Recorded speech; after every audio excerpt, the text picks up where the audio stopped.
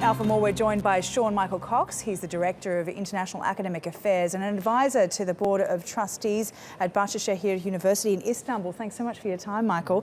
Now, obviously an interesting meeting here. They've both come out and said that they need to unify to move forward. Do you think perhaps this meeting was more about establishing who was in control? This meeting was essentially a meet and greet because the two had only met once before in 2012 presidential election as a way for them to get to know one another as they move forward trying to unify a Republican Party that has been divided over this primary season. He's angered a lot of people, hasn't he, Trump? I mean, he's really divided the party. What will be the strategy going forward here? Is it going to be a case of the party priming Trump to sort of make him fit more conservatively into the Republican Party's ideals?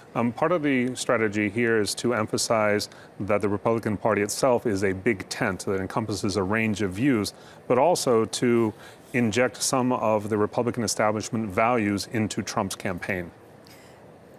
So in that sense, how is Trump going to represent such a divided and fractured party then? I mean, it's got to represent surely a fairly broad spectrum of Americans. If he's able to demonstrate that he can listen to others and that he can incorporate some of their ideas and their opinions into his platform, he'll be able to build a coalition within the party that will support him going into the general election.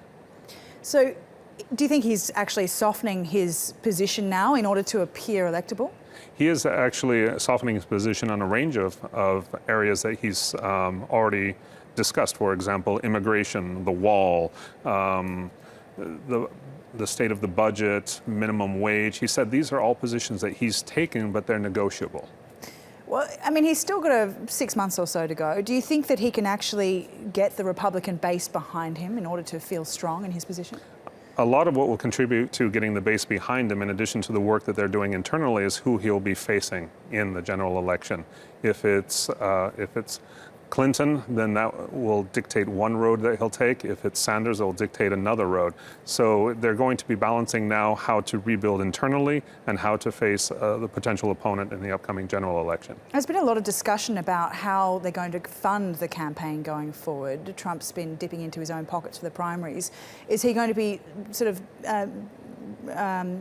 positioning himself in order to use the Republican system in order to fund this campaign? Absolutely, he is. In fact, he's already asked for funding support. He estimated several days ago that it would cost up to $1.5 trillion, $1.5 billion to run his campaign, and that he's not going to fund that himself.